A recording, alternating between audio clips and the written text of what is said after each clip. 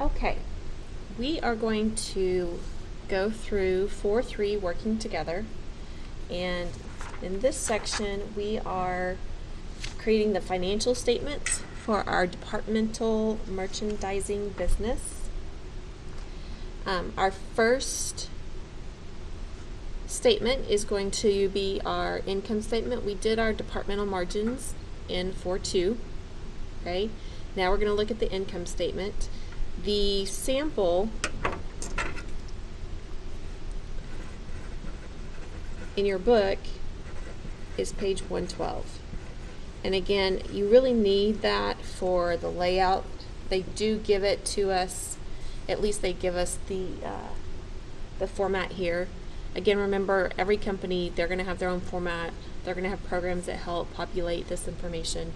But as an accountant, you have to understand where all the numbers are coming from. Okay, so income statement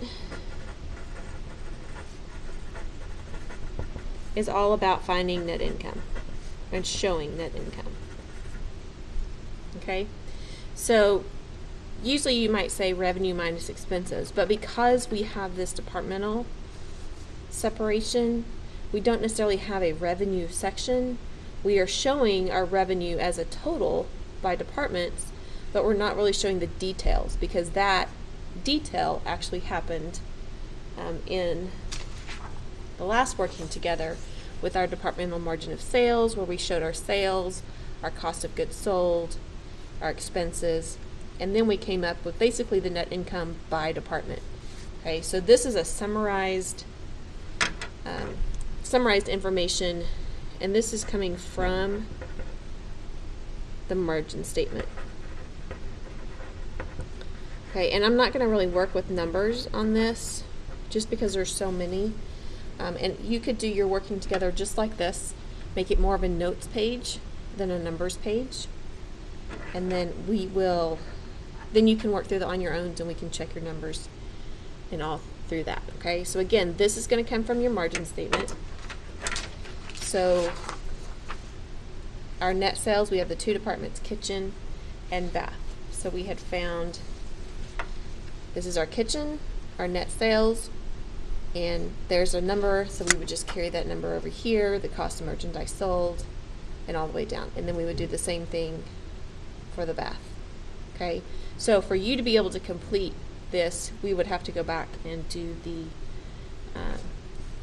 bath department, which we did not do together in the last video.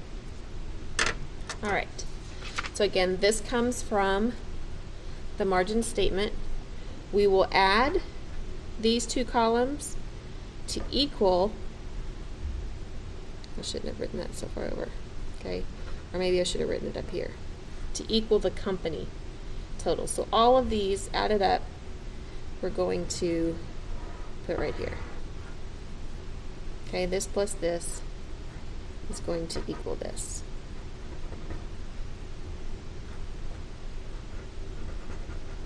Okay, adding those up. Then the next section is the indirect expenses. So in the margin statement, we took care of the direct expenses, where expenses related directly to that department. These expenses are more overall company expenses. So they don't necessarily relate to one specific department, but they are expenses that we have to make sure that we put into our income statement. Okay, so for your purposes, all of this is going to be coming from your adjusted trial balance. Okay, if we had a full worksheet, you could get that information there as well.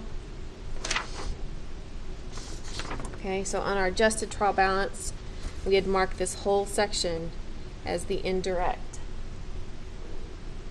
expenses. And so we would just take this information, it matches up, credit card, depreciation, all the way down the list to utilities, and we just pull those numbers from our adjusted trial balance, okay, into here. Then the next thing that we need is the income before taxes. So we've already found that as well. because we had to figure out what our taxes were. So we had to take all of our income statement credits minus all of our income statement debits. And you actually did that on the very first page of your working together, right here. Okay, so that net income before taxes is going to actually go right here.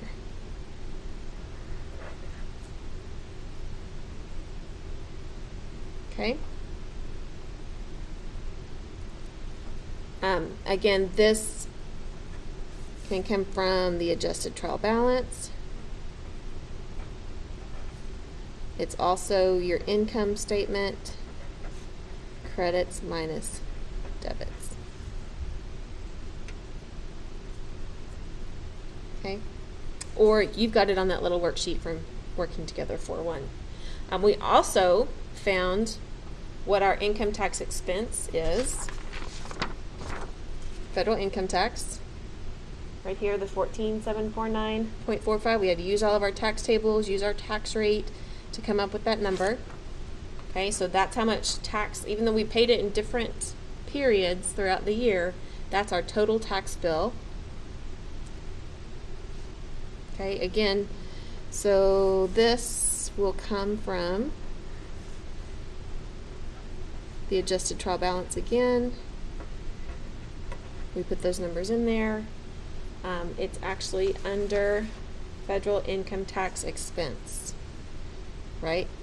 There it is, federal income tax expense. And it's the word less, so we know that we need to subtract, okay, from our net income to get that number. Okay, and this is all before. We're going to subtract the income tax expense, and that will give us our net income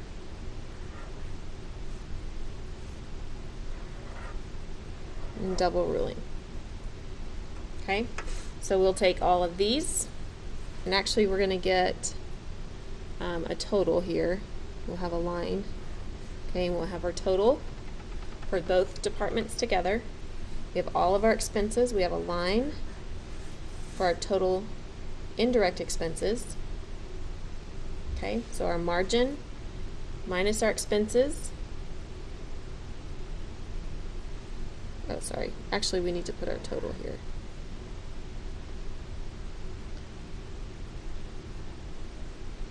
And there's our lines. Okay? All right.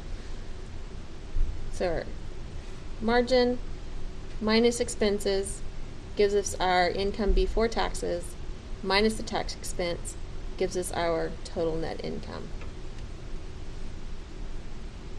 So this minus this equals this minus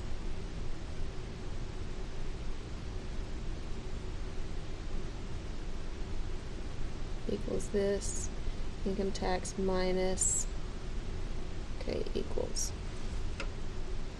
All right, and again, make whatever notes you need to make sure you know what you need to add and what you need to subtract. Okay?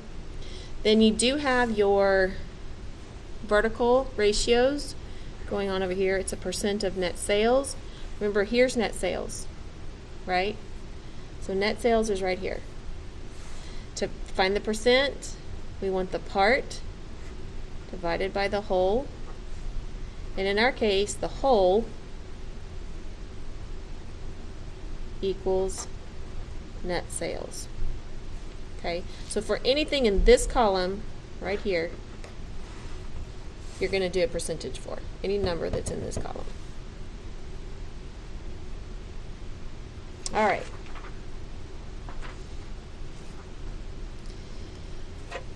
That was the income statement. So let's go to the back. And this is a statement of stockholders' equity. This is the number 2 on the Working Together, complete the statement of stockholders' equity. There were 74,000 shares of $1 par value stock issued as of January 1st. So up to this point in the life of the business, we've issued 74,000 shares.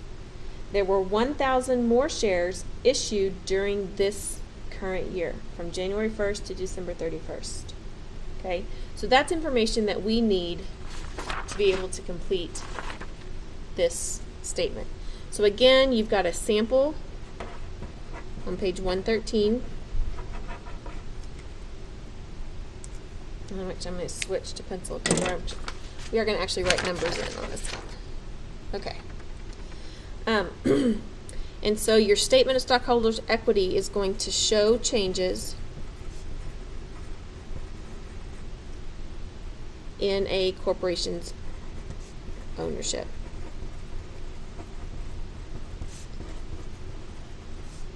So this is just like kind of like capital. Okay, we're worried about retained earnings. We're raising money by selling stock in our company. And so this is basically these are the owners of the business. Okay, our stockholders. All right. So we're going to have two main sections: the capital stock section and the retained earnings section.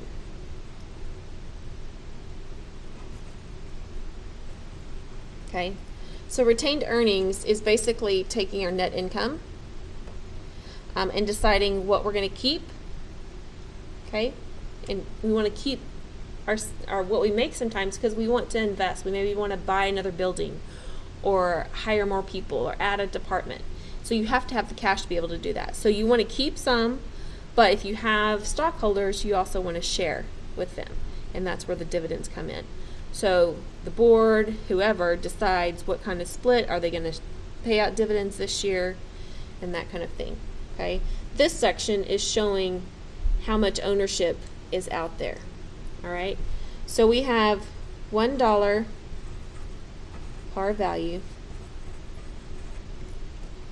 Okay, and as of January 1,